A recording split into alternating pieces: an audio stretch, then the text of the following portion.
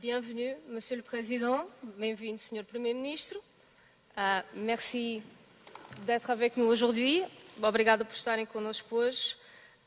Só antes de passar a palavra aos nossos convidados, gostaria de chamar ao palco a doutora Isabel Mota para umas breves palavras de introdução e obrigada por nos receber hoje aqui na Fundação Gulbenkian.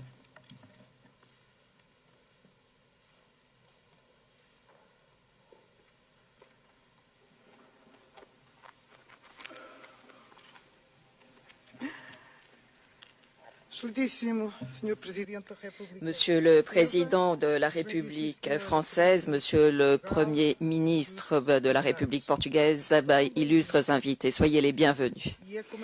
Et c'est avec le plus grand plaisir que nous vous accueillons ici à la Fondation Carlos Gulbenkian. Ce n'est pas tous les jours que deux hommes politiques exerçant des fonctions d'aussi haut niveau discutent et dialoguent avec les citoyens sur les principales questions qui nous intéressent à tous. Dialoguer nous rapproche les uns des autres, sachant que cette proximité, sans cette proximité, não poderemos afirmar-nos como cidadãos europeus. Nous ne pouvons pas nous affirmer en tant que citoyens européen. Fundador foi também homem de diálogo entre o Oriente e o Ocidente, entre a educação e a ciência, entre a arte e a beneficência. Diálogo também com a França e com a cultura francesa, no seio da qual passou grande parte da sua vida e cujo trabalho continuamos hoje através da delegação que a Fundação mantém em Paris e que tem tanto contribuído para o encontro das nossas duas culturas.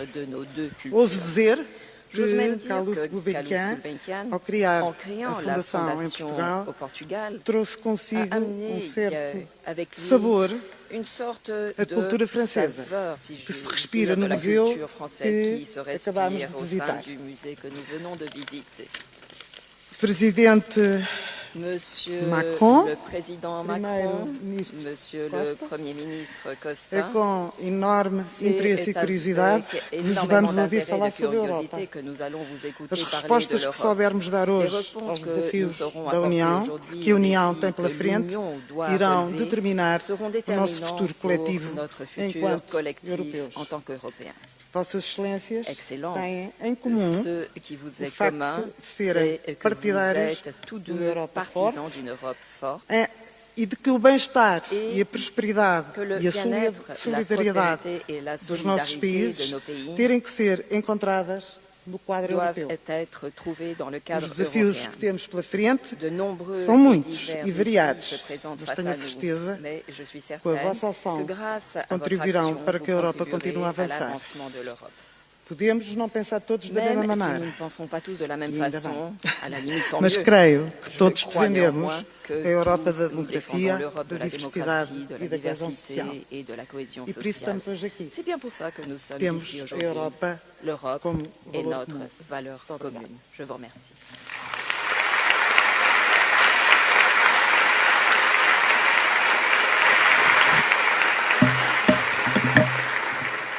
Obrigada, doutora Isabel Mota, por estas palavras introdutórias. E, sem mais demoras, vou passar a palavra aos nossos convidados. Je passerai la parole à nos invités, Monsieur le Premier ministre, Antonio Costa.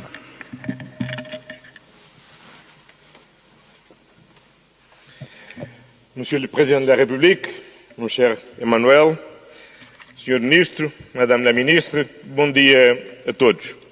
Queria, em primeiro lugar, saudar o Presidente Macron e, sobretudo, a sua iniciativa, seguida em todos os 28 Estados-membros, de lançar estas consultas cidadãs. O futuro da Europa não diz só respeito aos políticos, diz, em primeiro lugar, respeito aos cidadãos.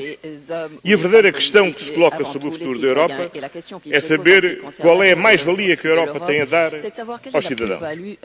E eu creio que a resposta é a Europa deve estar presente, onde pode acrescentar àquilo que cada Estado-membro pode fazer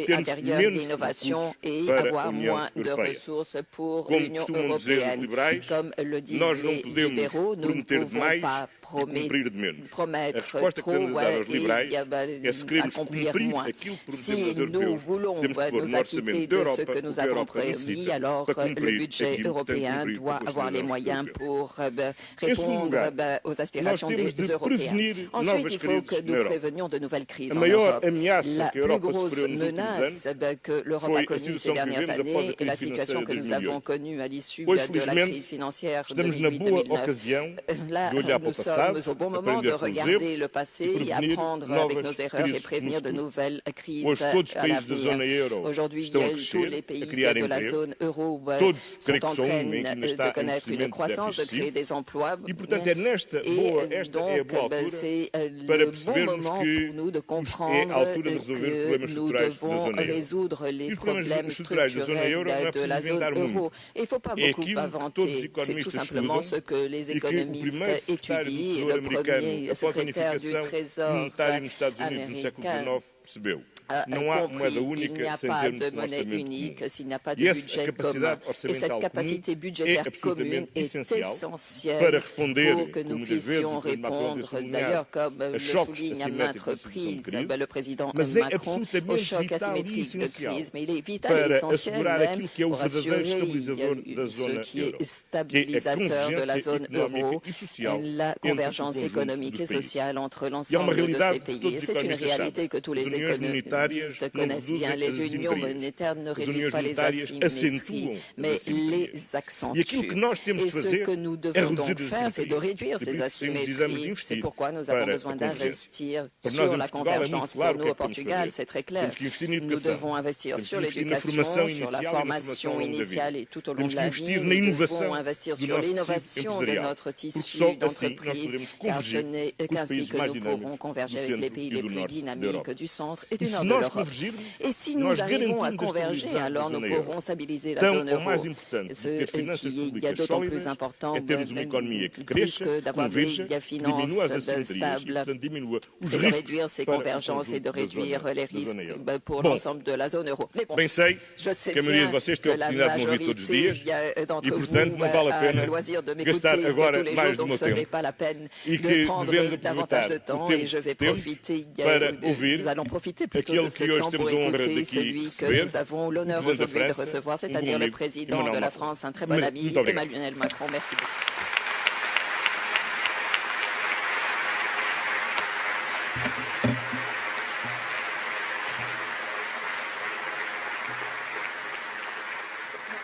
Obrigada, Sr. Primeiro-Ministro. Sem mais demoras, maintenant je passe la parole à Monsieur le Président Emmanuel Macron.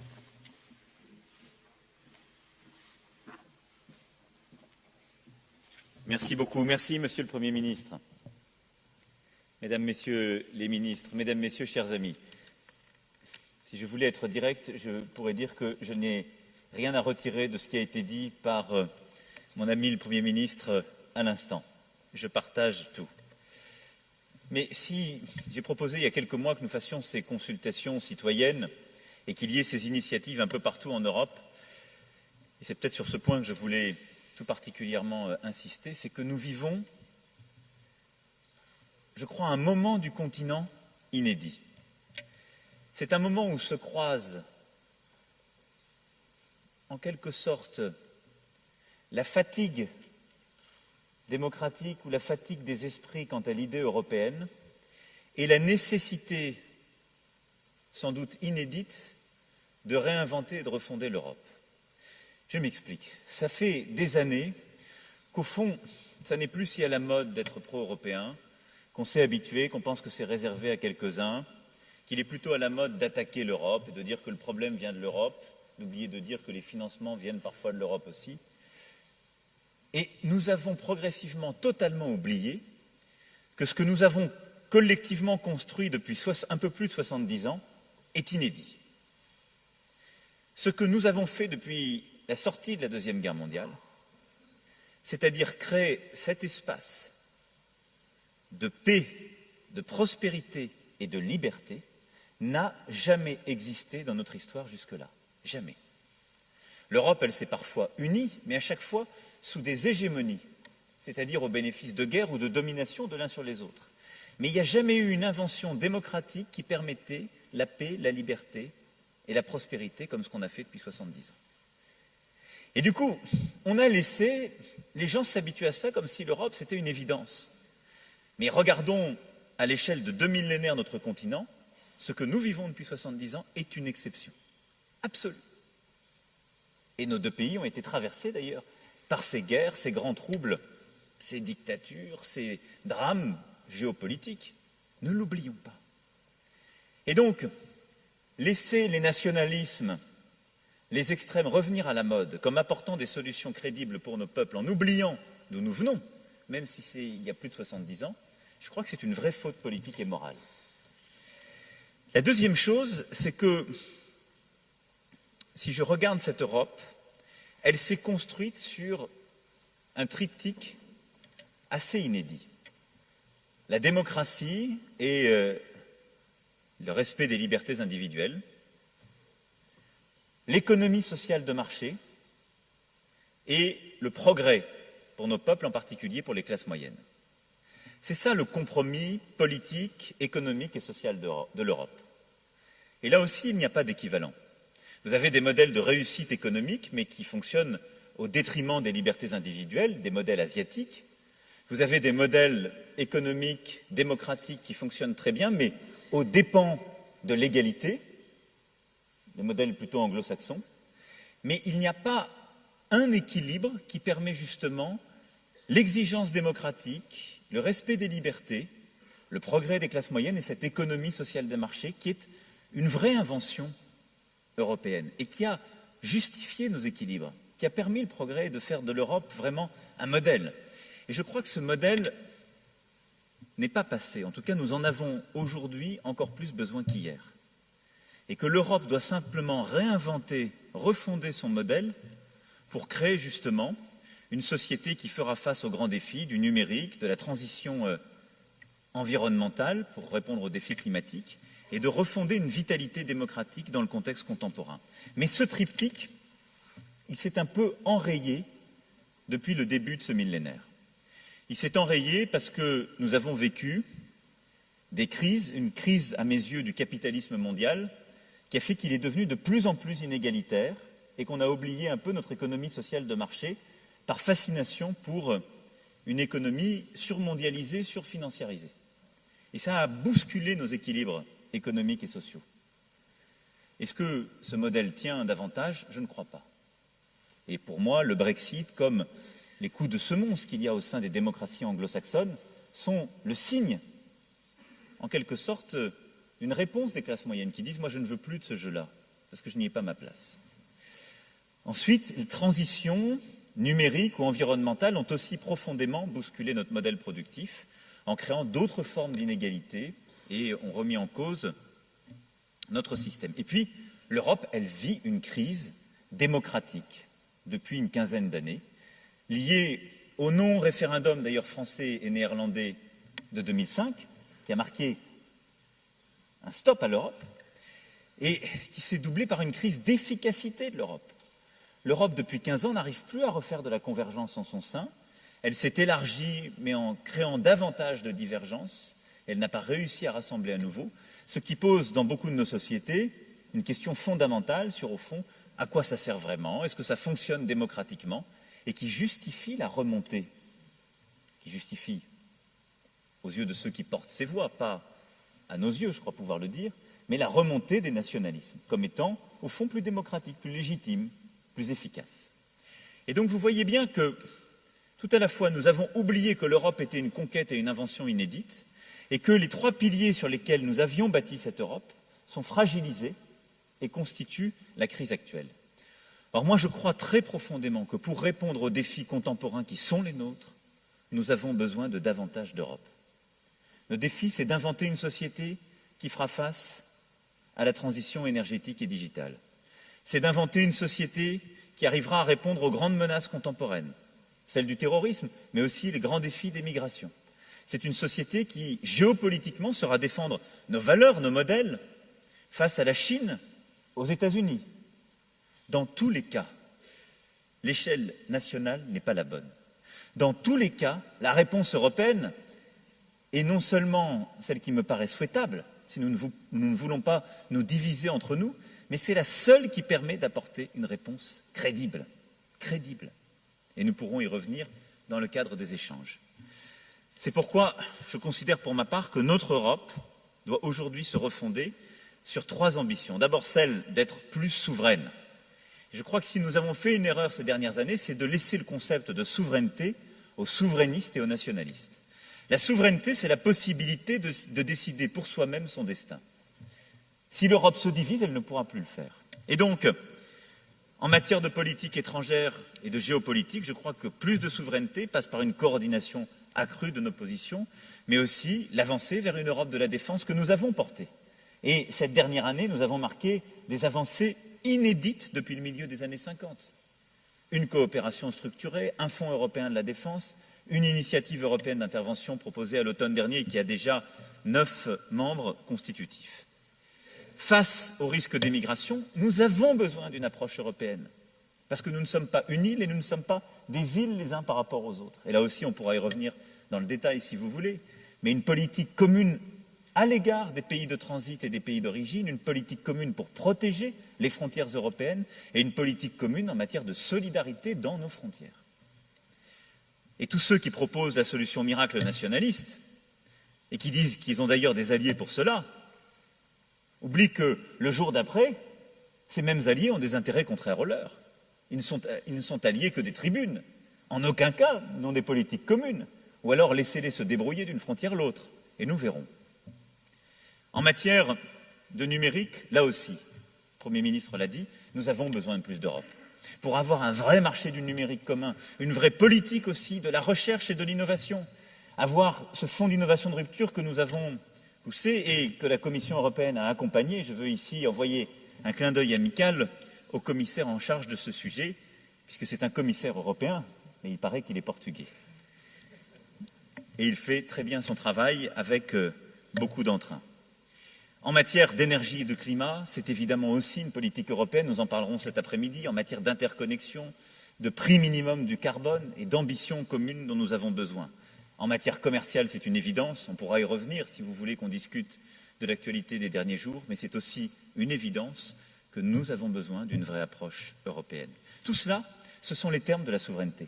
C'est la possibilité pour nous de nous protéger, de défendre nos concitoyens à l'échelle européenne, de davantage porter nos intérêts à l'échelon du monde. Dans le même temps, nous avons besoin d'une Europe plus unie. La crise financière et économique d'il y a 10 ans l'a montré. Nous avons besoin de plus de convergence, d'unité, de solidarité en matière économique. Nous sommes sortis de cette crise très tard, très difficilement, et au prix, et votre pays en a payé, je dirais, l'un des coûts les plus exigeants, au prix d'ajustements économiques et sociaux en termes réels inédits depuis la Deuxième Guerre mondiale. Et donc pour cela, nous avons besoin évidemment d'une politique de responsabilité que chaque État a à mener, mais d'une vraie politique de convergence économique, financière, qui est cet aspect de solidarité au sein de l'Union européenne, mais également et surtout au sein de la zone euro. C'est pourquoi je défends cette idée d'un budget de la zone euro, d'une politique de convergence, de stabilité, avec des investissements conjoints pour permettre à nos sociétés de se rapprocher les unes des autres. Et non pas de permettre à ceux qui sont déjà les mieux dotés de réussir encore davantage. Or, c'est ce qui se passe aujourd'hui au sein de la zone euro. C'est aussi la convergence sociale dont nous avons besoin, la convergence sanitaire, alimentaire, la convergence environnementale. C'est au fondement de cette Europe, et nous l'avons perdu de vue. Le fondement de cette unité, ce seront ces politiques de convergence que nous devons porter pour le prochain budget. Enfin, d'évidence, c'est la culture, l'éducation qui permettent aussi une Europe plus unie. C'est pour cela que j'ai proposé une Europe du patrimoine et de la culture renforcée, ces universités européennes qui commencent à voir le jour et sur lesquelles nous travaillons ensemble avec le Premier ministre également, qui permettront des vrais cursus européens, mais surtout l'intrication de nos universités, de nos équipes de recherche, avec des parcours intégrés semestre après semestre. Et là aussi, nous pourrons y revenir si vous le souhaitez. Et c'est ce qui permettra, au-delà de la formidable réussite d'Erasmus et des programmes d'échange qui existent déjà, d'avoir un vrai creuset européen. Cette Europe de la culture, des universités, de la recherche, c'est un peu cette Europe des cafés dont parle George Steiner. C'est celle d'une sociabilité intelligente où on passe d'une langue à l'autre, d'une culture à l'autre, d'un livre à l'autre, et où on construit justement cette espèce d'humus commun qui fait que, quels que soient les désaccords d'un moment, le plus important nous unit. Et enfin, je crois à une Europe plus démocratique. Et ces débats en sont l'illustration, pour moi, première. Ces débats ne visent pas à dire oui ou non, pour ou contre l'Europe. Tout est plus compliqué. Il y a des choses qui marchent, d'autres qui ne marchent pas. Certains en veulent un peu plus là, d'autres un peu moins là. Et je crois que ces consultations, ce qu'elles doivent apporter à nos débats dans chaque pays, c'est de permettre justement d'éclairer les insuffisances, les envies, les besoins, et de permettre d'avoir ensuite un projet que nous pourrons porter au niveau des chefs d'État et de gouvernement, car nous devons aller vers des transformations profondes. Et elles se joueront, à mes yeux, dans les années qui viennent. C'est aussi pour cela que j'avais défendu l'idée des listes transnationales, qui adviendront à un moment, parce qu'il nous faut un démos européen qui émerge. Mais c'est aussi pour cela, et je veux finir sur ce point, que les mois qui sont devant nous sont absolument essentiels. Ils seront ceux qui prépareront une élection européenne décisive en mai 2019. Elle est décisive parce qu'elle aura à structurer le Parlement européen, bien sûr, mais les principales institutions européennes qui se recomposeront à l'issue de ces élections. Or, dans les 5 années qui viennent, se joue le destin de notre Europe. Soit nous arrivons à la refonder profondément, sur la base d'ambitions que nous aurons discutées, préparées, portées lors de ces élections, durant laquelle nous devrons endosser aussi de changer en profondeur nos traités, de revoir nos structures. Soit nous déciderons son délitement d'évidence. Le statu quo nous amènera au délitement. Et nous le voyons chaque jour. À avoir été timide en tant qu'Européens, à avoir hésité, nous avons laissé les voix des extrêmes monter. Nous avons laissé l'idée de souveraineté portée par les souverainistes, l'idée de démocratie portée par les extrêmes. Nous devons les reprendre avec force. Et le grand clivage qui se jouera lors de ces élections européennes est aujourd'hui évident, et la crise politique sur l'immigration l'a montré. C'est un débat entre les extrêmes, les nationalistes, ceux qui sont pour la fracture européenne, avec la complicité des tenants du statu quo, et les progressistes européens, les réformistes, qui sont prêts à prendre des risques, à bouger, à porter des réformes parfois difficiles dans leur pays, nos 2 pays où l'on fait ou sont en train de le faire, mais qui veulent réformer en profondeur l'Europe pour répondre à ces défis contemporains et ne pas perdre le sel de ce rêve initial dont nous avons besoin. Et je souhaite que dans ce débat, qui est politique mais aussi historique, nous puissions prendre toute notre part. Je vous remercie.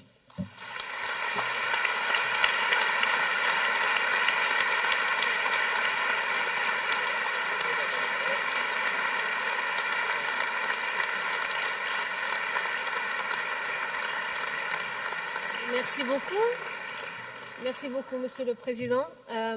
Vamos passar agora às vossas perguntas. Nous allons maintenant prendre vos questions. Je vous rappelle que vous pouvez lever la main ou utiliser l'application Slido. Je vous demanderai cependant d'être court et concis pour qu'un maximum de personnes puissent prendre la parole. Et bien sûr, je vous demanderai en fin de séance de bien vouloir rester assis tant que nos invités n'auront pas quitté la salle. Donc je commence par notre arrière-scène à droite. Só sous-entendu politique. Quem tem perguntas? Sim, há microfone. Les questions, bien sûr, doivent être posées au micro. Senhor Primeiro-Ministre, Monsieur le Président, muito obrigado pela oportunidade de estar aqui convosco. Merci. C'est une occasion d'être avec vous et partager avec vous nos inquiétudes. Quelle est votre Europe? L'Europe est une Europe, la mienne en tous les cas, qui a grandi sans frontières. J'ai fait l'Erasmus, j'ai habité dans d'autres pays européens. Maintenant, nous faisons face à la crise des migrations.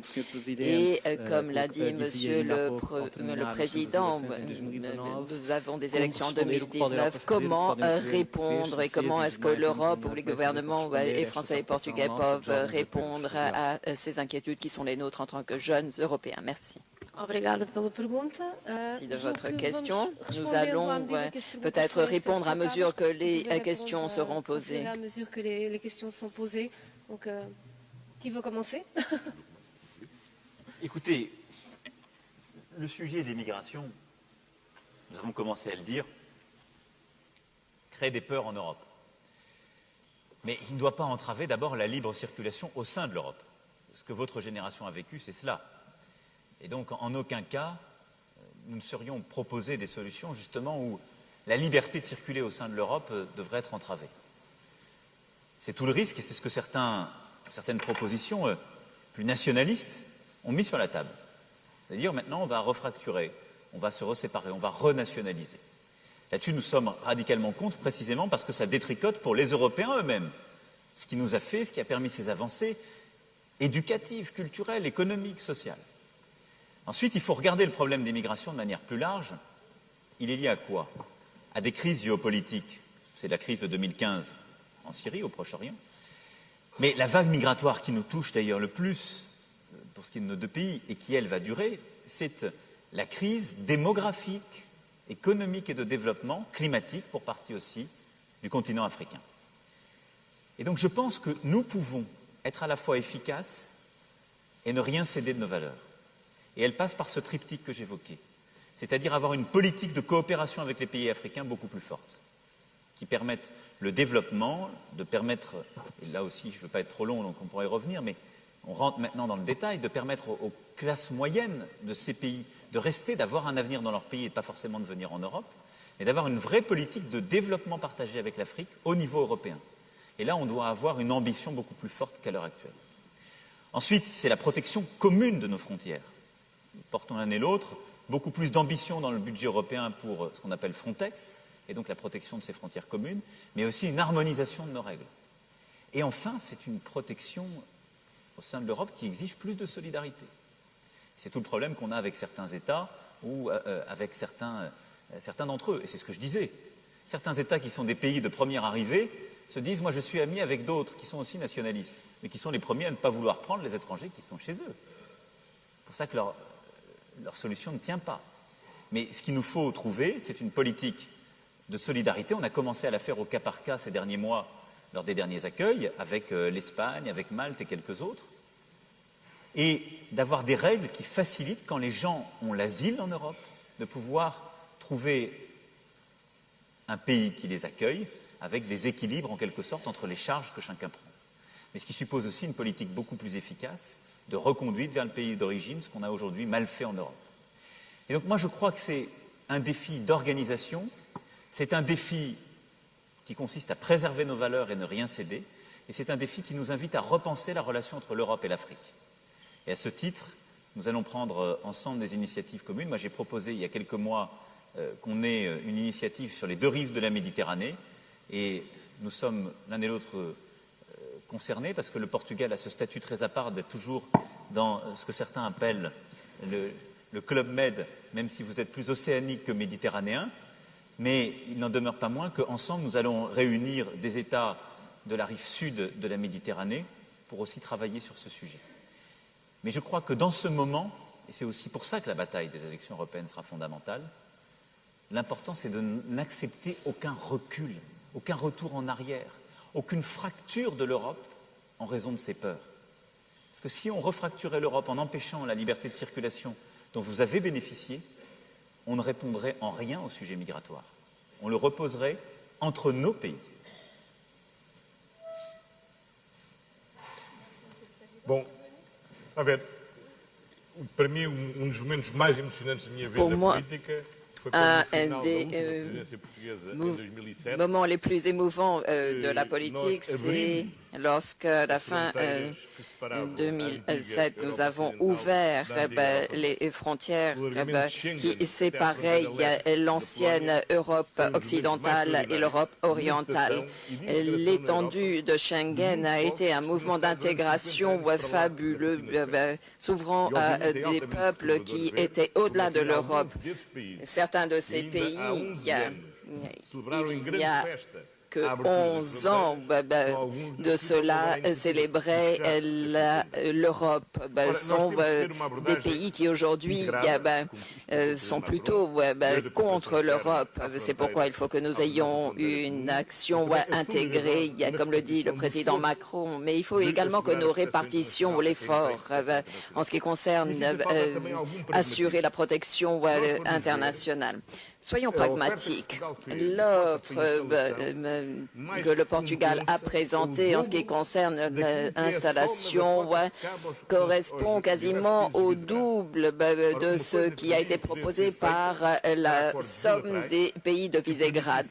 Or, il faut qu'il y ait des accords bilatéraux qui permettent des échanges entre les pays, car nous avons besoin de ces ressources humaines, surtout dans certains secteurs d'activité, car beaucoup de secteurs ont des besoins en main-d'œuvre et donc il faut que nous puissions également accueillir ces réfugiés. Mais il est également important que les projets soient concrets. Nous avons une expérience extraordinaire lancée par le président George Sampaio en ce qui concerne les étudiants syriens. Tous ceux qui sont venus chez nous et terminé leurs études au Portugal sont pour la plupart restés au Portugal. Ceux qui sont arrivés de façon arbitraire, sans projet de vie concret, ont fini par quitter le Portugal et ils sont partis et maintenant reviennent. Donc nous avons besoin de solidarité, mais bien sûr nous avons aussi besoin de solutions pragmatiques pour pouvoir répondre à ces situations. Maintenant, une chose est certaine, il est illusoire de croire que les migrations se règlent par le biais de frontières ouvertes ou fermées, en érigeant des murs ou des barrières.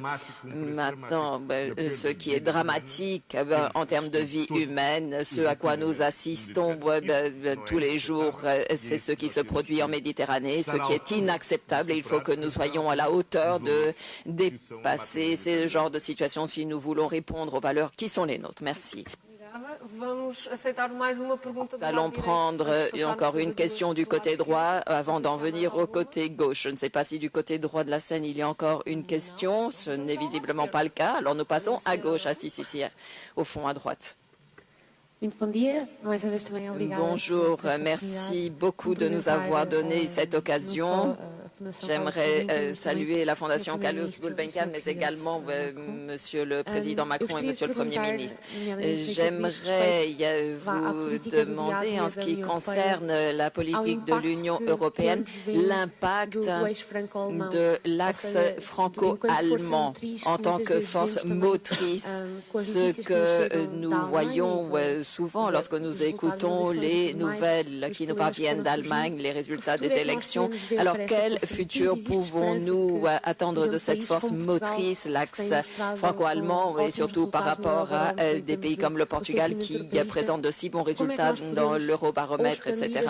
Alors, comment est-ce que nous pouvons voir cet axe et comment est-ce que cet axe va perdurer activement et être un moteur pour l'évolution européenne? Moi, je n'ai jamais utilisé le terme d'axe. Je n'aime pas tellement. Certains l'ont repris récemment en oubliant leur propre histoire, en parlant d'autres pays. Je ne crois pas qu'il y ait d'axe. Il y a un couple franco-allemand qui n'est pas une condition suffisante pour que l'Europe avance, mais une condition nécessaire. Pour le dire autrement, quand il y a un désaccord profond entre la France et l'Allemagne, il est complexe de faire avancer efficacement l'Europe comme la zone euro. L'histoire l'a montré, c'est à la fois le poids économique des deux pays et le cœur même de l'histoire de l'Union européenne. Et donc c'est pour ça que moi je pense que ça ne donne pas des droits exorbitants à la France et à l'Allemagne, ça leur donne des devoirs exorbitants. Parce que quand nous ne savons pas nous entendre, nous bloquons les autres. Et donc je pense qu'aujourd'hui, la France et l'Allemagne sont deux partenaires très proches, mais qu'on le voit bien, sur le plan économique, on a des cycles qui sont très désalignés. Au début des années 2000, la France allait très bien, et on disait c'est l'Allemagne l'enfant malade de l'Europe. les choses se sont profondément inversées par les réformes que l'Allemagne a su mener et, dans le même temps, les crises qu'elle a très bien traversées. La France a eu une période beaucoup plus dure qui a conduit à augmenter le chômage et a vécu plus durement la crise économique et financière. Mais sur le plan politique, on a aujourd'hui un couple franco-allemand qui doit réaligner en quelque sorte les positions. C'est ce que nous avons fait en juin dernier avec la chancelière lors de ce sommet de Meseberg, où nous avons pu, sur les sujets numériques, du budget de la zone euro, des ambitions en matière de défense, de la réforme de l'union économique et monétaire, avancer. Donc je crois que ce qu'on a fait en juin dernier permet d'avoir une base pour ensuite avancer au niveau européen. Il y a certains pays dont l'Allemagne est plus proche, sur le plan géographique ou politique, ce qui permet, quand l'Allemagne signe un tel texte, de les rapprocher. Il y a des pays dont nous sommes plus proches, historiquement et en termes de sensibilité aujourd'hui. Donc, pour vous dire que ce duo franco-allemand n'est d'abord pas un duo exclusif, n'est pas un duo qui doit décider pour les autres, mais c'est, en quelque sorte, un tandem qui a une responsabilité particulière, celle de s'entendre sur les grandes orientations pour permettre ensuite d'avancer efficacement. Si je prends l'exemple de la relation que nous avons avec le Premier ministre Costa et du travail que nous menons avec le Portugal, nous sommes extraordinairement en accord sur justement tous les sujets de réforme de la zone euro, comme vous l'avez compris, et de transformation, ce qui est très utile pour avancer. Mais après, nous devons réussir à trouver l'accord des autres membres de la zone euro. Certains sont plus proches, par exemple, de la position allemande. Et c'est là où c'est utile d'avoir un dialogue franco-allemand qui réconcilie ces positions, puis chacun va en quelque sorte ensuite créer le compromis dans chaque sensibilité, si je puis dire. Voilà. Donc, moi je pense qu'il ne faut ni le voir comme un axe, justement, parce que ce serait une vision trop arrogante ou hégémonique. Et comme je vous l'ai dit, moi je ne crois pas du tout que l'Europe puisse avancer avec des formes d'hégémonie en son sein, mais il faut le voir comme deux pays qui ont une responsabilité historique, qui est de trouver entre eux les compromis pour permettre au reste de l'Europe d'avancer. C'est en tout cas comme ça que j'entends le travail avec l'Allemagne, et je pense que ce couple est d'autant plus ambitieux que chacun ose affirmer ses idées, ce que j'ai fait à la Sorbonne à l'automne dernier, et surtout que des pays, comme aujourd'hui l'Espagne, le Portugal par exemple, assument leur ambition européenne pour pousser à aller encore plus loin. Bom, todos ao longo da história. Au fil de l'histoire, tous les grands conflits européens ont été des conflits entre la France et l'Allemagne. Donc si nous voulons la paix et la stabilité en Europe, nous avons besoin qu'il y ait une bonne relation et un noyau fort soudé entre la France et l'Allemagne. Je n'ai jamais vu la relation de la France et de l'Allemagne comme une menace pour l'Europe. Au contraire, compte tenu de leur positionnement culturel et géographique, ce sont des pays charnières. La France et l'Allemagne sont un noyau autour duquel s'unit l'Europe. Maintenant, ce qui est manifeste, c'est que l'Europe aujourd'hui est beaucoup plus complexe qu'elle ne l'était lorsque l'Europe était une Europe à 6. Si nous voulons une Europe forte, unie et solidaire, il faut que nous ayons une Europe plus élargie. L'idéal, c'est que nous soyons 28. Nous savons que nous serons 27. Malgré tout, nous ne pouvons pas ignorer qu'il y a différentes dynamiques, la dynamique de Schengen, les dynamiques de la zone euro. Et donc, contrairement à ce qui est traditionnel, je ne vois aucun mal en l'avenir de l'Europe en cette phase que nous ayons une Europe à géométrie variable. Cela n'est pas un facteur de division, au contraire, cela peut même être un facteur d'union. Il y a des pays qui ont conscience qu'il est possible d'avancer davantage et des pays qui avancent moins. Maintenant, nous bloquer tous, c'est mauvais pour tout le monde. Si certains peuvent avancer et certains avancent moins en respectant la liberté de tous les autres, et quelque chose qui est important pour l'ensemble des 28 dans leur diversité. Maintenant, pour le Portugal, il y a quelque chose qui est essentiel. Toutes les histoires de coopération sont essentielles. Et tous ceux qui souhaitent y participer doivent avoir la possibilité et la capacité de participer.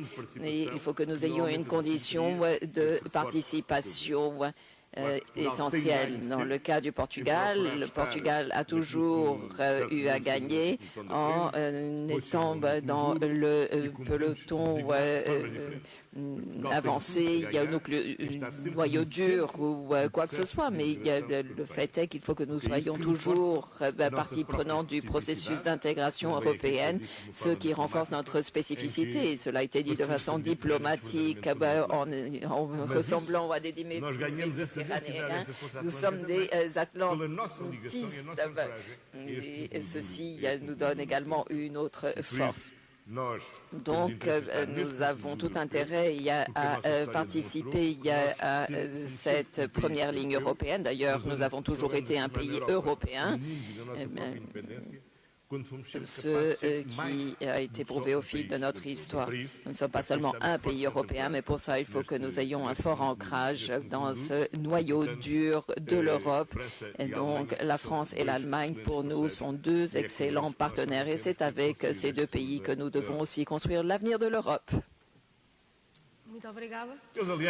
D'ailleurs, je pense qu'il faut également compter sur des pays comme le Portugal pour qu'il y ait un certain équilibre. Merci, Monsieur le Premier ministre. Nous gardons cette suggestion et nous allons maintenant nous tourner vers la gauche de la salle ou la droite de la salle, selon Monsieur le Président, Monsieur le Premier ministre, je ferai d'abord une petite remarque et ensuite je poserai ma question qui s'inspirera de l'histoire du Portugal. La petite remarque, je crois, Monsieur le Président, c'est que nous n'avons pas à contribuer, nous les Français, on a eu tout faux, à mettre une bonne ambiance dans l'Europe. Nous nous sommes permis de battre la Croatie, qui est le dernier pays à être entré dans l'Europe, et qui plus est, par le traité de Bruxelles, c'est-à-dire la Belgique, qu'on avait battu au tour d'avant, alors que c'est l'un des premiers pays qui a fondé l'Europe. Je ne crois pas qu'en faisant des choses comme ça, nous arriverons à mettre une bonne ambiance et à nous souder. Pour ce qui concerne le Portugal, qui est un pays où je vis depuis 1 an et dont nous avons beaucoup à apprendre, tout le monde sait que les Portugais ont envoyé leurs marins pour faire le tour du monde et faire les grandes découvertes. Ce que l'on sait moins, c'est qu'ils ont établi une cartographie maritime scientifique et précise depuis le XVIe siècle, qui étaient des instruments très modernes à l'époque. Et ce que l'on sait encore moins, c'est que cette cartographie, quand on visite les très beaux musées portugais, on ne la retrouve pas toujours forcément dans les musées portugais. Mais où est-ce qu'on peut la retrouver?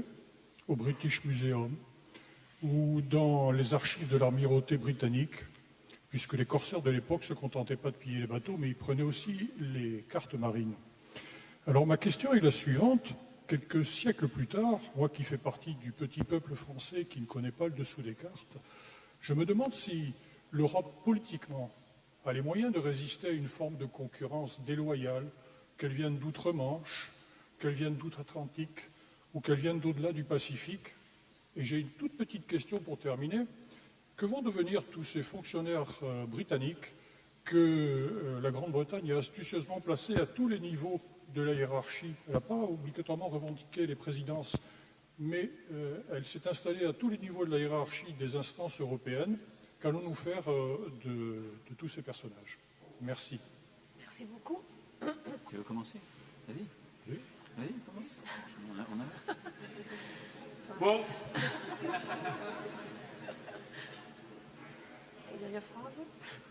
acho que, como disse há pouco, comme je vous le disais tout à l'heure, si nous voulons avoir une relation plus équilibrée dans le cadre de la mondialisation, nous avons besoin d'une politique commerciale européenne. Et la pire façon pour les 28 pays de se regarder, c'est de se regarder comme des concurrents, notamment dans le domaine fiscal, et ne pas comprendre que la concurrence existe à l'échelle mondiale. Et pour qu'elle soit régulée, il est essentiel que nous donnions de la force à l'Union européenne. Il faut que nous apportions cette valeur ajoutée à l'Europe, à l'Union européenne. L'accord avec le Canada est un bon exemple de la politique commerciale. Les pas qui ont été donnés avec le Japon sont également une contribution très importante et j'espère que bientôt nous pourrons également signer un accord avec le Mercosur qui est de la plus haute importance. Et ainsi, nous arriverons à avoir des pratiques moins déloyales en ce qui concerne le commerce mondial. Mais il est aussi essentiel qu'internement, au niveau des 28, nous éliminions les pratiques déloyales qui existent parfois, notamment dans le cadre fiscal. Les propositions présentées récemment par la France et l'Allemagne en ce qui concerne l'harmonisation fiscale sont déjà un très bon pas. Elles vont dans le bon sens et c'est dans ce sens-là que nous devrons avancer davantage. J'espère qu'à l'avenir, les relations avec le Royaume-Uni sera une relation aussi bonne que possible et proche. Le Royaume-Uni quitte l'Europe sans que ce pays cesse d'être un allié. Ce sera certainement un grand partenaire économique de l'Europe.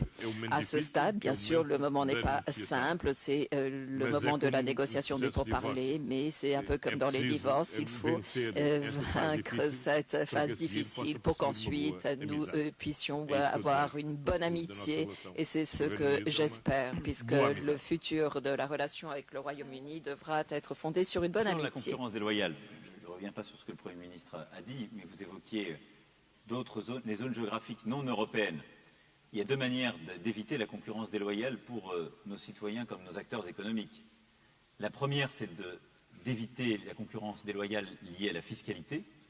C'est ce que nous poussons, par exemple, sur le numérique, pour pouvoir taxer les grands acteurs du numérique qui, aujourd'hui, ne payent pas d'impôts dans nos pays et font de la concurrence à d'autres acteurs du numérique européen, voire à des acteurs de l'économie classique. Et ça, je crois que c'est une réponse efficace, cohérente, et que nous soutenons. Et ensuite, c'est de définir et de faire respecter dans nos accords ou nos relations avec l'extérieur les standards européens. Et l'Europe s'est parfois trompée et a laissé faire de la concurrence déloyale en renonçant à des standards, en pensant que la construction d'un marché unique, c'était simplement supprimer les règles entre nous, mais non plus définir une règle commune européenne. Un standard numérique, c'est ce dont nous avons besoin. On a commencé à le faire en matière de respect de la vie privée avec le nouveau règlement général. Il va permettre de réguler tout ça et d'éviter de la concurrence déloyale par ce biais. Et d'ailleurs, ce faisant, nous avons mis en place un standard qui devient une référence internationale. Par le passé, c'est ce que nous avions fait avec le GSM, qui a d'ailleurs permis de structurer le monde des télécommunications en Europe. Et c'est ce fil-là qu'il nous faut retrouver. C'est pour ça que moi, je crois beaucoup aux standards environnementaux, sanitaires, alimentaires européens, par exemple. Et si nous ne les prenons pas en compte et que nous laissons faire des traités commerciaux ou des échanges qui ne respectent pas ces standards, alors on laisse faire de la concurrence déloyale. Parce qu'on impose à nos producteurs des règles, mais on laisse importer des produits qu'ils ne respectent pas. C'est pour ça que, par exemple, moi j'ai toujours défendu dire que maintenant la nouvelle génération de traités commerciaux que nous devons faire, elle doit être cohérente avec l'accord de Paris que nous avons tous signé. On ne peut pas faire quelque chose qui ne respecte pas ces accords. Que je considère que les standards alimentaires, sanitaires que nous mettons en Europe, ils doivent être reflétés dans les traités commerciaux que nous passons avec les autres. Et donc c'est par cette politique de standards que nous pouvons lutter contre la coopération, la concurrence déloyale et apporter une réponse. Pour le Brexit, je partage le souhait final du Premier ministre Costa. Je souhaite aussi qu'on puisse avoir une négociation qui se passe de la manière la plus souple possible. On a une organisation, elle est en quelque sorte l'unité des 27 autour d'un négociateur commun qui est Michel Barnier. Et sur le sujet des fonctionnaires britanniques, là-dessus c'est la Commission qui gère le sujet, mais des propositions ont été faites à ces dernières. Ça supposera évidemment des changements, mais ce sera du cas par cas, mais avec la possibilité pour certains d'être intégrés, de rester fonctionnaires communautaires, s'ils le souhaitent, pour d'autres sinon de libérer évidemment les places. Et comme vous le savez, pour le Parlement européen, les places ont été réallouées, les unes gelées pour d'éventuelles situations à régler, et les autres en partie réallouées sur les correctifs qui étaient apportés en vertu des traités qui sont les nôtres. Merci beaucoup. Une toute dernière question de ce côté-ci pour ensuite passer le micro dans la salle. Monsieur le Premier ministre, Antonio Costa. D'abord, je voudrais vous féliciter pour cette initiative de supporter un projet qui nous est si cher. Le Premier ministre Koch le rappelait, mon arrière-grand-père est parti en 70 lutter contre les Allemands, mon grand-père en 14 et mon père en 40. Donc la paix est quelque chose qu'il faut promouvoir et défendre, et cette initiative est formidable. Je n'ai qu'une question rapide, c'était mon engagement. Il y a un thème transversal qui touche l'Europe et qui est souvent empêche son action, qui est sa gouvernance. Quels que soient les thèmes, que l'on parle d'immigration, que l'on parle d'intégration, d'une meilleure intégration de la zone euro, que l'on parle de tous les thèmes qui nous sont chers, que proposez-vous, Monsieur le Premier ministre, Monsieur le Président de la République et Emmanuel Macron, pour tenter d'améliorer cette gouvernance de tant de pays et rendre l'Europe plus efficace? Merci. Bon, les questions institutionnelles sont la spécialité du président Macron. Donc je commence. Oui, tu dois commencer. Alors, c'est un piège qu'il me tend. Parce que les questions institutionnelles sont les plus inextricables. Moi, je crois en une méthode. Parce qu'on ne réglera pas tous les sujets de gouvernance en commençant comme ça, à partir de rien, en décidant dès le début. Parce que si on commence à discuter en disant est-ce qu'on sait tout faire à 27 demain, faisons l'hypothèse que le Brexit est fait. Non. On a des pays qui sont à des niveaux très différents, qui n'ont pas le même niveau de convergence. Et donc,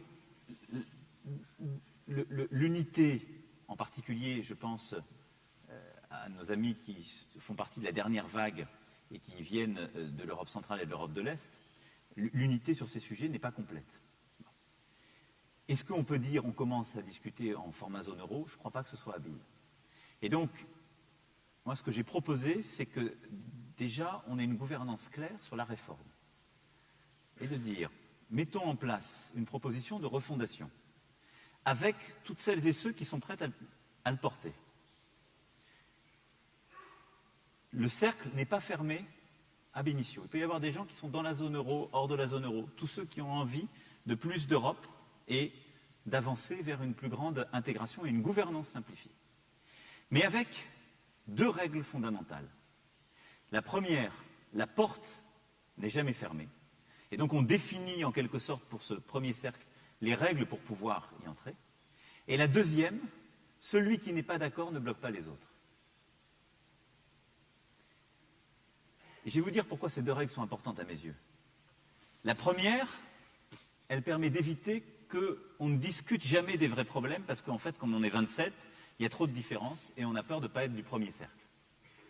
C'est ce qui fait que nous-mêmes, on doit se battre pour se réunir en format zone euro, parce que ceux qui ne sont pas en format zone euro disent on n'est pas autour de la table. Mais comment discuter? J'ai jamais vu un syndicat de copropriété d'un immeuble, on doit inviter toute la rue. C'est ça ce qu'on fait en Europe aujourd'hui. Donc, ça rassure tout le monde si on dit il y a des règles claires, si vous voulez venir discuter, être autour de la table, vous adhérez. Donc ça détend tout le monde. Et le deuxième point, c'est que ça évite que l'Europe soit un projet, en quelque sorte, du plus grand dénominateur commun, et donc qui peut toujours être bloqué par celui qui n'en a pas envie. Et la France a une immense responsabilité en la matière. C'est nous, en 2005, qui avons bloqué l'avancée par notre non-référendum. Pendant 2 ans. Et après, on a trouvé une combine pour, au niveau parlementaire, faire différemment, ce qui n'était pas une bonne option. Mais ça a mis un coup d'arrêt. Et à chaque fois, en Europe, qu'on a un seul qui dit non, ça bloque tout. Ce qui est une règle très malsaine. Et donc l'idée de dire, laissez les autres avancer, c'est la dynamique européenne même. C'est que l'Europe, elle s'est toujours faite par cercles concentriques, où ceux qui avaient le plus envie d'avancer proposaient et justement décidaient comme ça de faire, et les autres avaient envie de rejoindre. Donc, moi ce que je voudrais, c'est qu'on arrive à l'issue de ces consultations citoyennes, au moment des européennes, à ce que des projets vraiment concurrents puissent émerger. Il y en a qui seront sur des projets très transformants, très progressistes, d'autres sur des projets peut-être de détricotage de l'Europe, d'autres sur des projets de statu quo.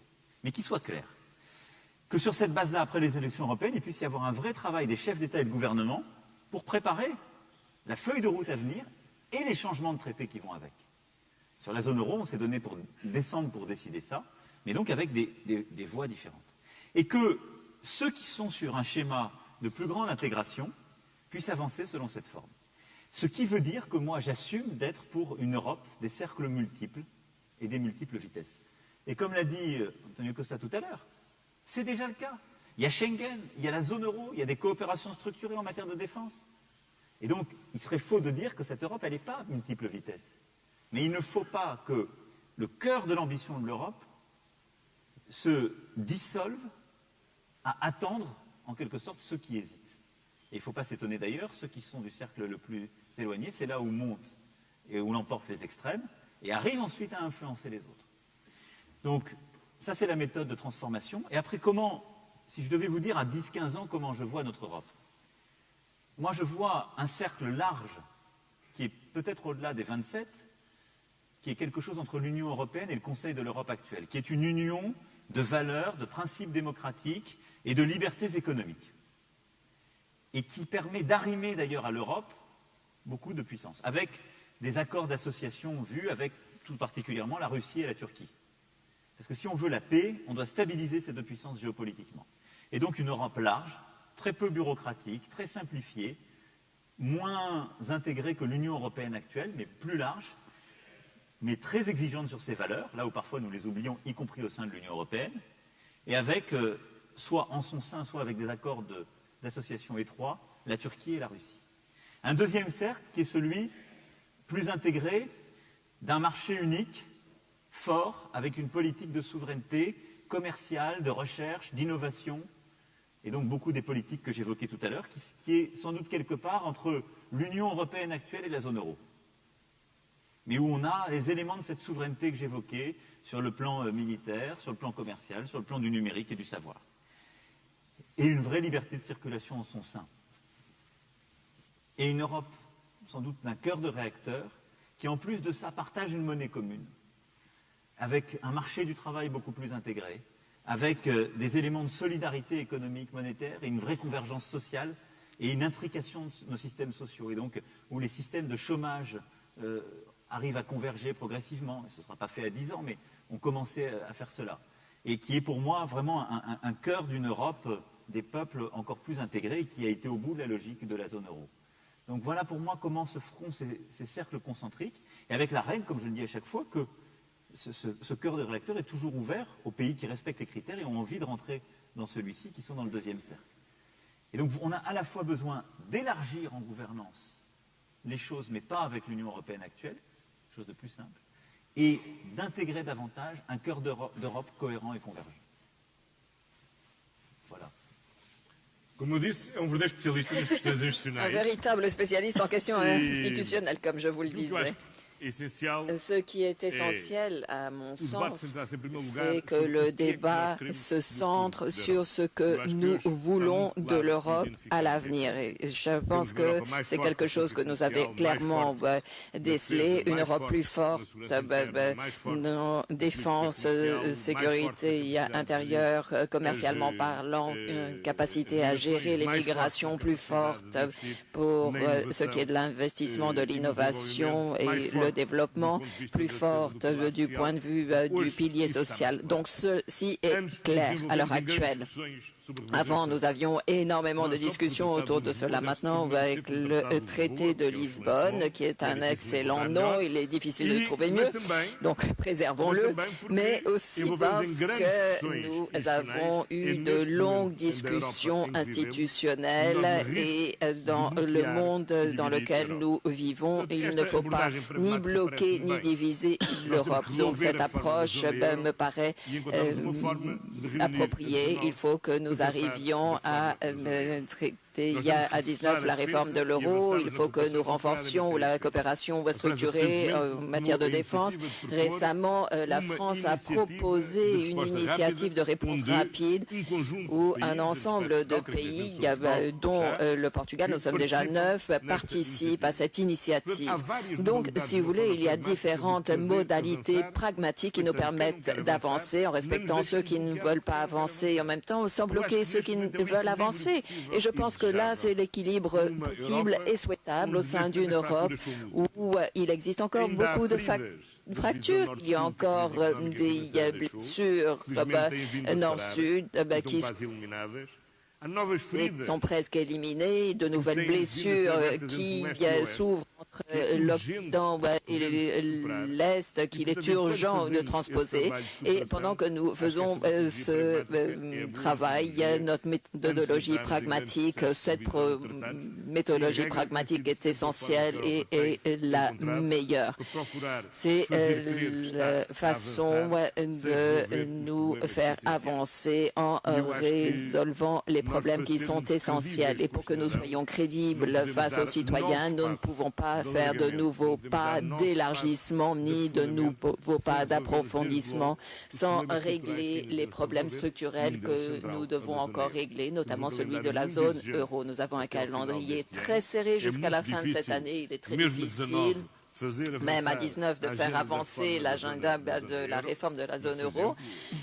Pour ne citer que cet exemple, le fait que l'Allemagne et la France soient capables ensemble de faire suivre les propositions qui ont été présentées est une évolution sensationnelle par rapport à ce qui se passait au niveau du Conseil il y a 2 ans. Donc avec mon optimisme naturel, je suis convaincu que nous allons avancer de façon solide en combinant pragmatisme et ambition par rapport à l'Europe que nous envisageons d'ici 10 ans.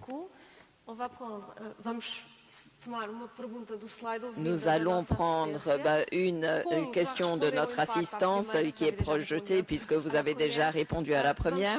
Nous allons essayer de répondre à la deuxième. Est-il possible d'accepter au sein de l'Europe des États qui ne partagent pas de leurs valeurs libérales qui sont fondationnelles? Monsieur Macron, vous avez déjà répondu. Monsieur le Premier ministre Costa dit non d'emblée, mais comme la question vient de l'assistance, peut-être voulez-vous répondre? Non, la réponse est non, c'est clair. Et le traité le traité ne fixe pas seulement des règles au niveau économique ou de régulation des marchés ou du respect budgétaire. Il fixe également des règles en ce qui concerne le respect à l'égard des valeurs. Et l'Europe, avant tout, est une union de valeurs. Et donc, il est très important que la Commission européenne ait montré qu'en ce qui concerne des États qui menacent de ne pas respecter, il y a des valeurs fondamentales de l'Europe, primauté de l'État de droit, etc. L'Europe ne doit pas être paralysée. Au contraire, elle doit agir de façon à affirmer des valeurs qui sont essentielles et qui sont les siennes.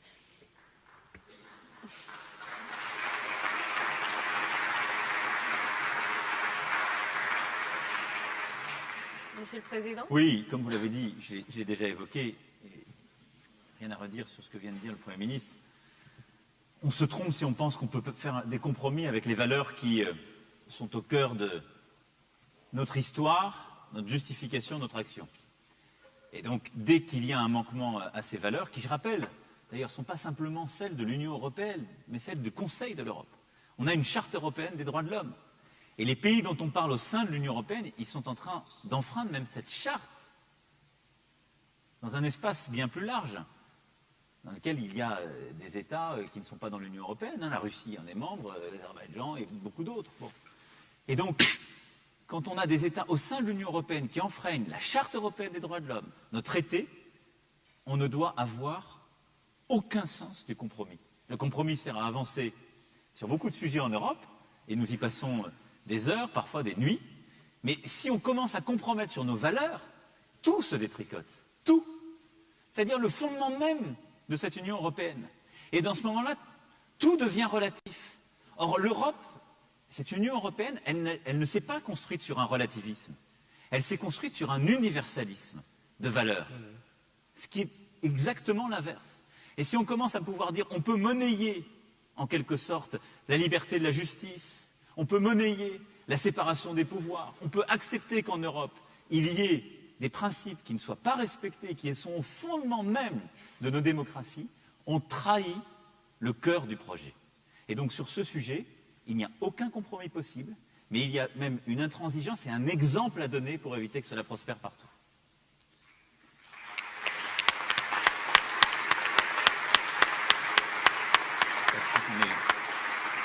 Merci beaucoup. Obrigada.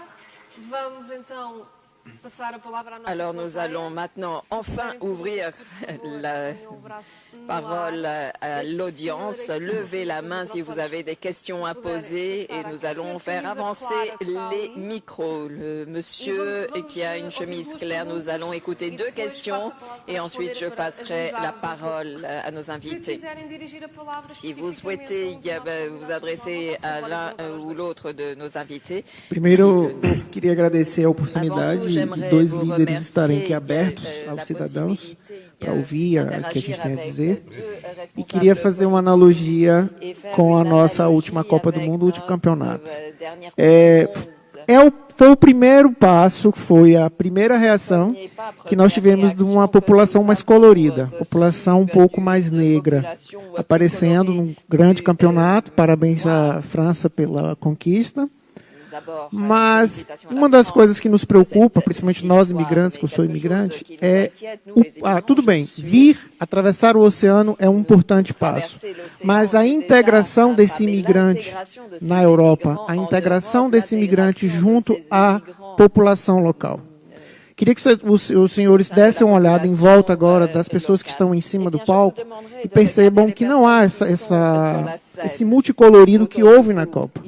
As pessoas estão com a cor muito mais parecida. Então, eu acho que isso é uma preocupação que líderes como vocês têm que ter agora em receber, sim, é importante, mas integrar essas pessoas que estão chegando agora no continente europeu. Obrigado.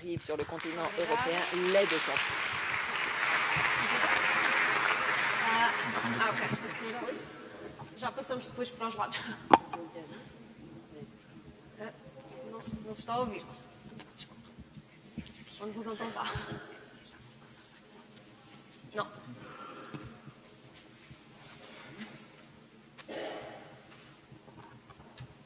Petit problème technique.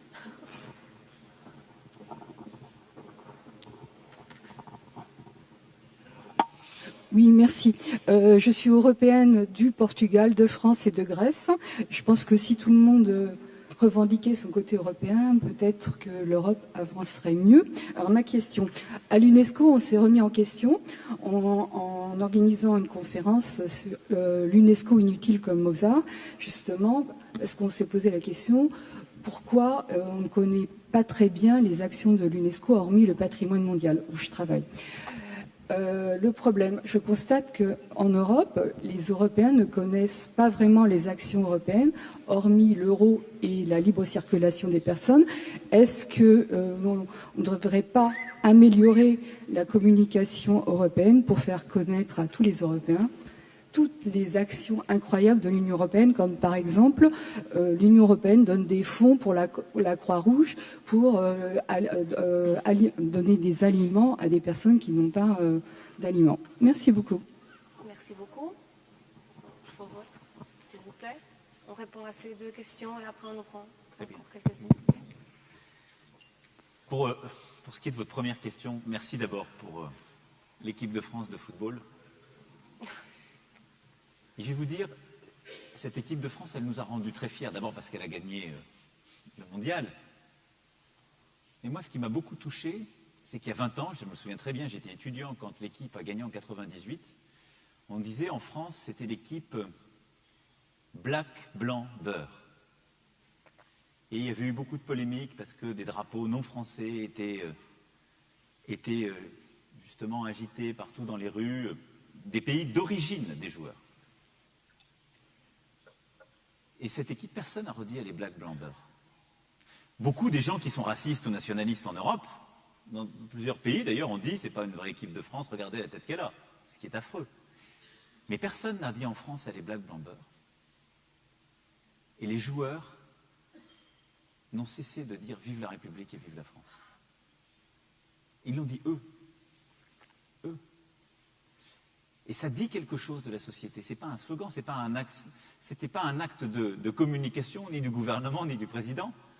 Ça dit quelque chose de ce qui s'est passé.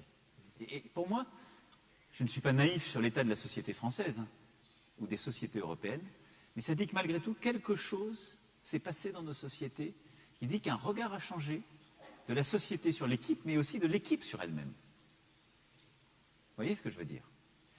Le sport est un levier formidable de cette intégration. Nous ne sommes pas assez bons, si je prends la France, sur l'intégration par le niveau académique et par les emplois dans les entreprises, la fonction publique, etc.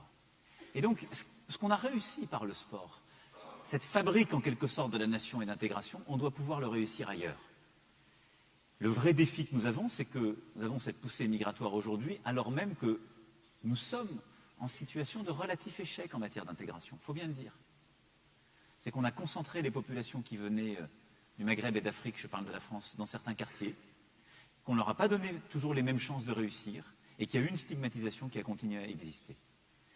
Mais filant l'exemple du mondial de football, moi je crois très profondément que nous pouvons dans nos sociétés aujourd'hui veiller par l'éducation, par l'accès à l'emploi supérieur, par l'accès à l'entrepreneuriat, à avoir une vraie transformation sociale et réussir cette intégration. C'est ce que nous sommes en train de faire par des actions très concrètes, je ne veux pas être ici trop long, mais de terrain qu'on a mis en place depuis quelques mois en France, qui consiste à recréer de la vraie mobilité dans la société. Et au fond, la question que vous posez, c'est comment on reconstruit de la mobilité sociale dans nos sociétés, qui fait que quelqu'un qui arrive, qui est un primo-arrivant, ou l'enfant d'une personne qui était en situation d'immigré et qui est restée, peut arriver sur cette scène.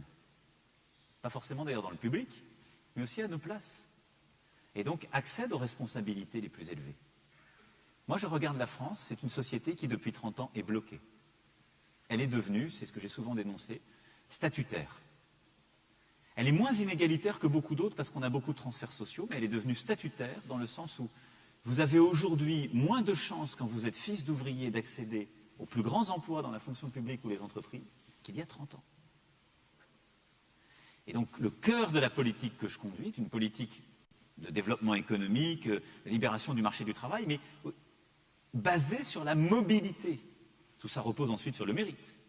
Et donc, le projet politique, moi, que je conduis, et qui, je pense, est faisable en Europe et est essentiel en Europe, si nous voulons éviter des fractures qui sont économiques, sociales, mais qui deviennent ensuite imaginaires, culturelles, politiques au sens le plus profond du terme, c'est de recréer de la mobilité éducative, sociale et économique chez nous.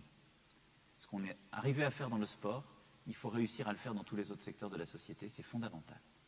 Et c'est l'une des batailles de la décennie à venir, en tout cas pour ce qui est de la France, je considère que c'est une bataille essentielle. Et si nous avons réussi pour l'équipe de France, nous n'avons pas réussi partout, loin de là.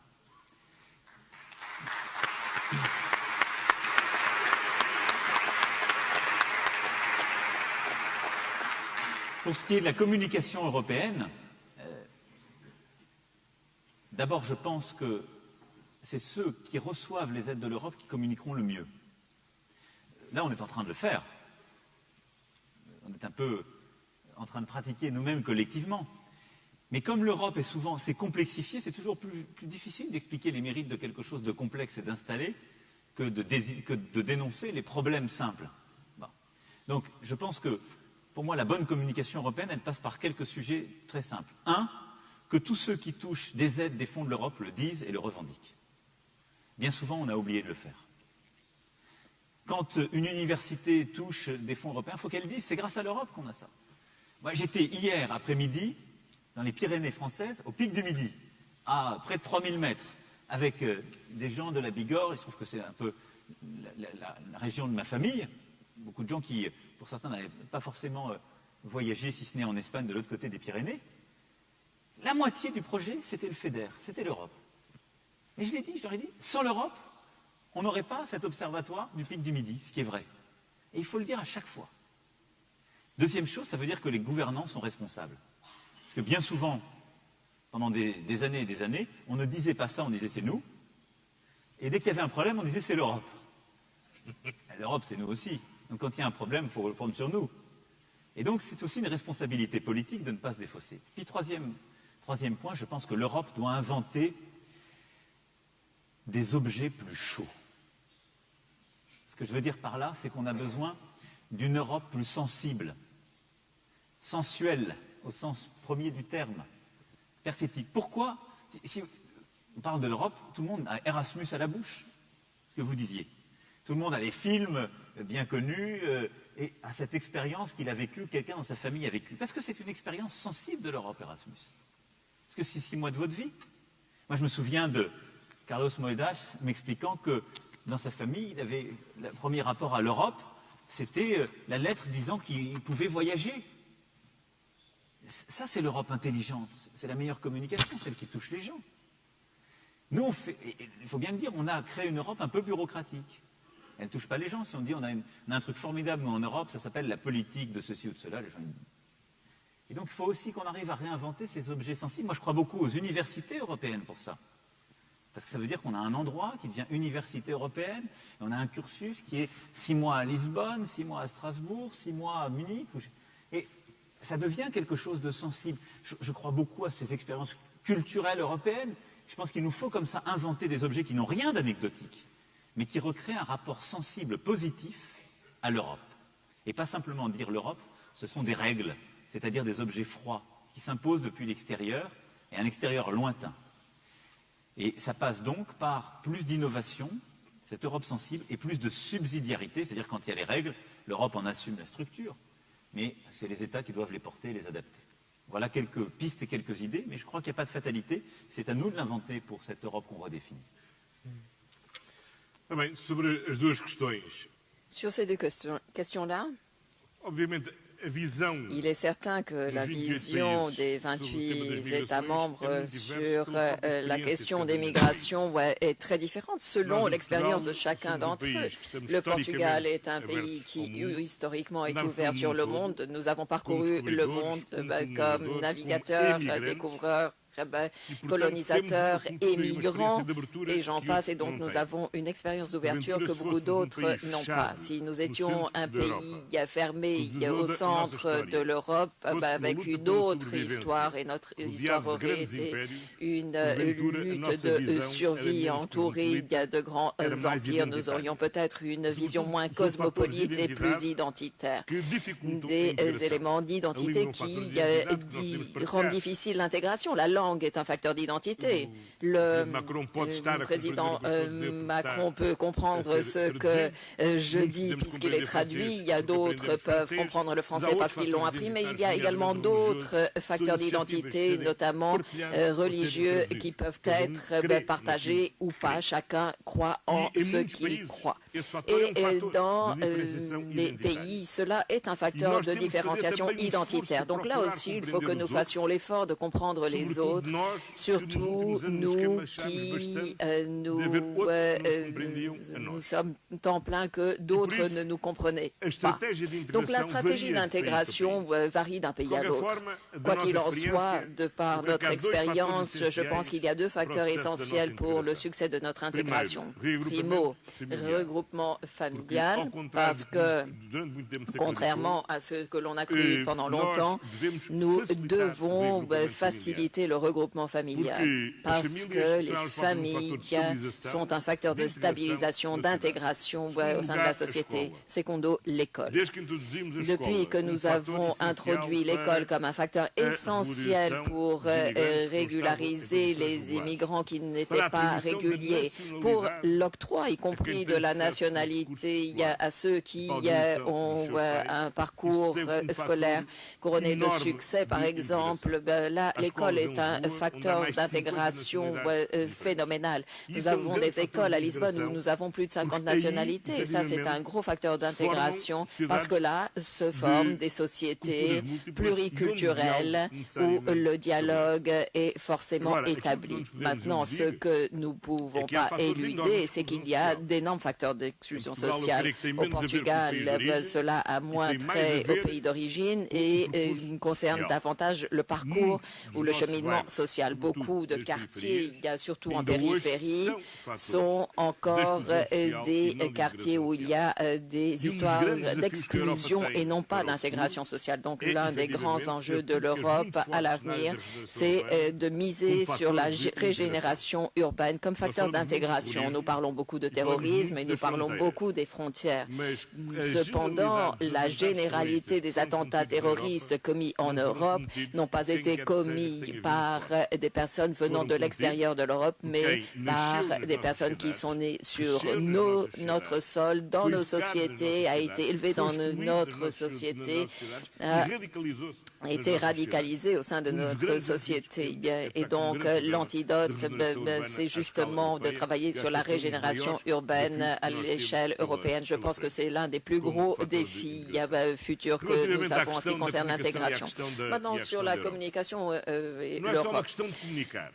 Il ne s'agit pas seulement d'une question de communiquer. Il y a un facteur qui est essentiel, le fait que les citoyens comprennent et qu'ils aient conscience qu'ils peuvent maîtriser l'Europe.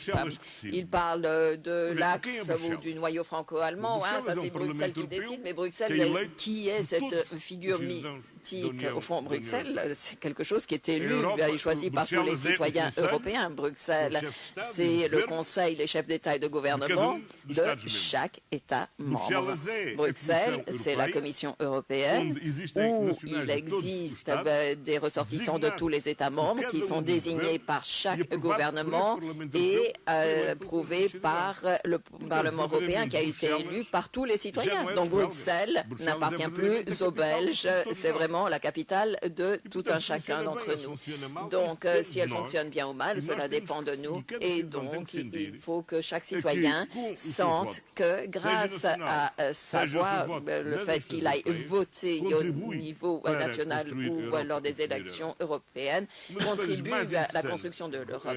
Et un des aspects les plus intéressants, ce qui concerne l'évolution, depuis l'adhésion, le Portugal est un des pays les plus pro-européens. Et le seul moment où il y a eu un retrait portugais par rapport au projet européen ont été les années difficiles de la crise et de la troïka. Selon l'Eurobaromètre, les 2 dernières années, le Portugal est l'un des pays où le soutien à l'Europe a cru le plus et le Portugal doit être entre les 3 premiers pays qui soutiennent le projet européen parce qu'on a mis de côté l'idée selon laquelle en Europe il n'y avait pas d'alternative. Et ce qui est essentiel pour que les citoyens aient confiance en l'Europe, c'est qu'ils comprennent que bien sûr nous partageons des règles, il y a des règles communes, comme au sein d'une même famille, il faut qu'il y ait des règles pour que nous puissions vivre ensemble et à 28 il faut que nous vivions selon les mêmes règles à 28, mais dans ces règles, qu'elles soient budgétaires, qu'elles soient en ce qui concerne les valeurs ou les libertés, chacun doit avoir la marge nécessaire pour que ces citoyens fassent les choix démocratiques qu'ils entendent, qu'ils choisissent telle ou telle politique, changent telle ou telle politique, choisissent tel gouvernement ou changent de gouvernement. Cette liberté est essentielle pour que les citoyens comprennent qu'ils ont un rôle essentiel en Europe, que l'Europe n'est pas quelque chose de distant, qui existe pour eux et qu'ils doivent maîtriser. Et ceci est essentiel pour changer l'image de l'Europe. Et l'évolution de ces 2 années de l'Eurobaromètre le prouve. Le temps s'est écoulé il y a en moins que rien et donc je ne prendrai qu'une seule dernière question du public. Si vous avez une question un peu différente, je devrais malheureusement choisir un jeune. Je regrette pour les autres, le jeune étant le futur de l'Europe. Bonjour Monsieur le Premier ministre, bonjour Monsieur le Président Macron. Alors j'aimerais poser une question sur les jeunes qui partent à l'étranger, et notamment à Lisbonne, mais la question c'est comment les faire pour qu'ils reviennent en France. C'est ça ma question. Voilà.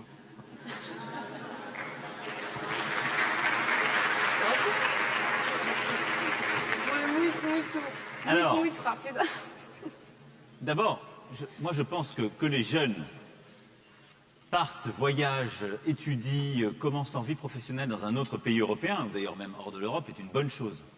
Ça nous enrichit tous mutuellement. Ensuite, il y a eu un temps, il n'est pas totalement révolu, mais beaucoup de choses sont en train de changer, où beaucoup de gens qui voulaient entreprendre considéraient que la France n'était pas suffisamment propice. Je crois que les lois qui sont passées l'année dernière, que le gouvernement a portées, que le Parlement a votées en matière fiscale, s'ajoutant à la vitalité de l'écosystème entrepreneurial français et de l'université, fait que la France est redevenue un pays très attractif pour sa jeunesse, comme pour les autres jeunesses européennes. Et donc, moi je considère que ma responsabilité, mon devoir, si je devais être simple, c'est d'être sûr qu'aucun jeune Français qui est aujourd'hui en Europe ne revient pas en France parce qu'il considère que ce qu'il est en train de faire ne serait pas possible en France. Que ce soit poursuivre ses études, avoir accès à la meilleure recherche ou avoir accès à l'entrepreneuriat ou poursuivre son entreprise. Quand je regarde les choses, ce n'est plus le cas. La France est compétitive. Il y a une fiscalité sur le capital aujourd'hui qui est très compétitive en Europe. Il y a une réforme du marché du travail qui est passée. On est le numéro 1 en création de start-up aujourd'hui en Europe. On a un écosystème de financement qui se développe. On est en train de réformer l'université, le supérieur et la recherche. Donc ça, c'est mon but. Et je pense que beaucoup des réformes qui ont été faites depuis un an ont été faites. Ensuite, que des jeunes Français aient envie de continuer à s'établir ou aller ailleurs, je trouve ça formidable. Et ça, je n'ai pas à les convaincre du contraire. Et donc, s'ils sont à Lisbonne et qu'ils trouvent que la vie à Lisbonne est belle, qu'ils y ont trouvé l'amour ou un équilibre de vie qui est différent de là où ils étaient à Paris, je veux dire, c'est formidable et c'est ça l'Europe. Mais vous voyez, je fais une différence entre mon devoir, c'est que cette mobilité ne soit pas subie, mais qu'elle puisse à chaque instant être choisie. Et je pense que c'est ce qu'on est en train de faire. Et donc, si vous êtes en train de terminer des études ou que vous avez commencé votre vie active ici et que c'est un choix et que vous y avez trouvé vos équilibres, je suis très heureux. Mais si vous avez envie de revenir en France, je pense que ce qu'on a fait vous permet de le faire et d'y réussir dans les meilleures conditions. Merci, Monsieur le Président.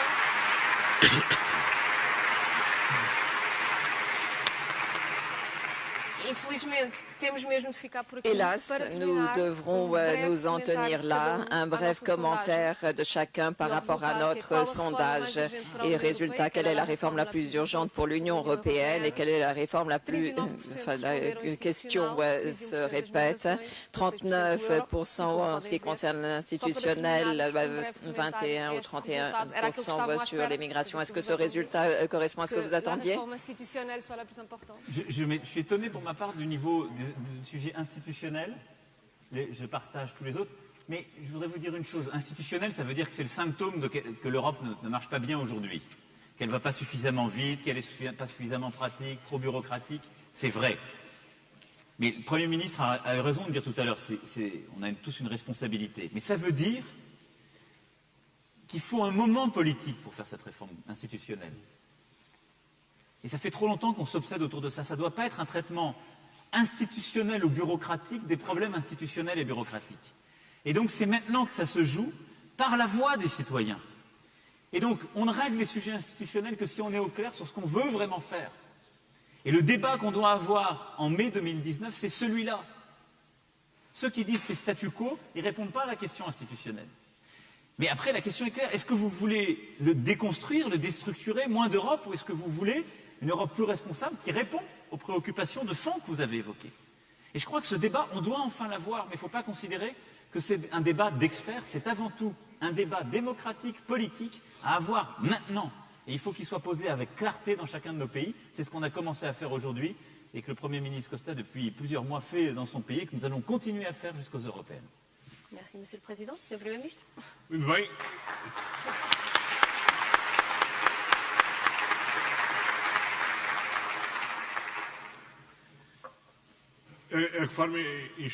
La réforme institutionnelle est nécessaire, mais ce serait une erreur de commencer par là. Il est essentiel de profiter de l'occasion qui est la nôtre, le fait que la généralité des pays soit sortie d'une procédure de déficit, qu'ils soient en croissance et en train de réduire leur déficit pour ne pas faire la réforme de la zone euro qui est, elle, critique car elle nous touchera tous si nous n'agissons pas en temps et en heure. La semaine précédant la constitution du gouvernement italien, un parti candidat demandé un pardon de la dette. Ceci a fait exploser les taux d'intérêt de tous les pays de la zone euro et notamment ceux qui sont plus fragiles économiquement parlant. Rien n'avait changé dans ces pays-là et pourtant quelque chose s'est produit en Italie, a eu des répercussions sur tous les autres. Qu'est-ce que cela veut dire? Heureusement, ça n'a pas eu beaucoup d'importance, mais au fond, ceci montre que tous nous sommes exposés à un immense risque du fait que nous n'ayons pas encore réussi à consolider la zone euro, c'est-à-dire conclure l'union bancaire, mais aussi avoir un budget budget de la zone euro qui permettent d'agir et d'investir sur la convergence qui est essentielle. Sans quoi, nous aurons toujours des pays plus perméables à des situations internationales qui peuvent avoir un lien avec une initiative d'un État membre ou une guerre commerciale entre la Chine et les États-Unis, ou des facteurs inespérés pour aussi discipliner que chacun soit dans son propre pays. Un pays tel que le Portugal qui a payé un prix extrêmement élevé au cours des dernières années pour faire un ajustement budgétaire inouï avec des coûts économiques au niveau de l'emploi sociaux terribles que nous avons dû endurer, est un pays qui ne doit pas ignorer qu'il est essentiel que cette histoire ne devra pas se répéter.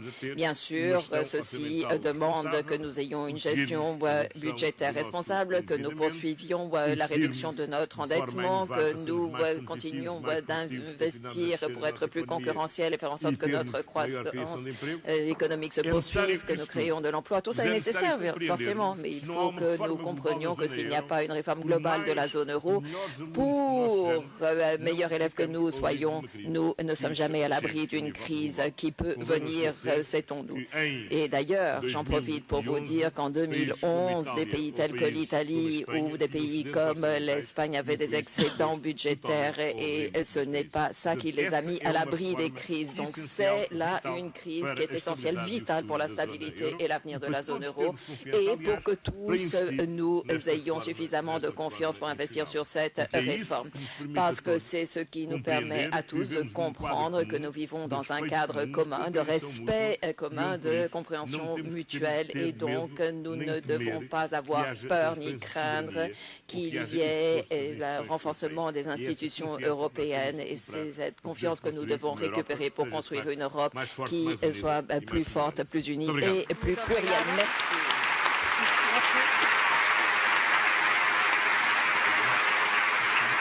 Merci à toi.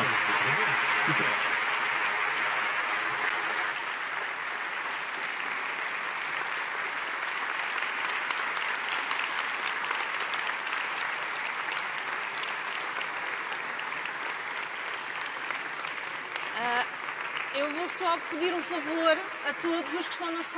Alors je demanderai à tous ceux qui sont dans la salle de bien vouloir rester assis et de remettre également en sortant vos appareils d'interprétation, mais restez assis pour que nos invités puissent quitter la salle.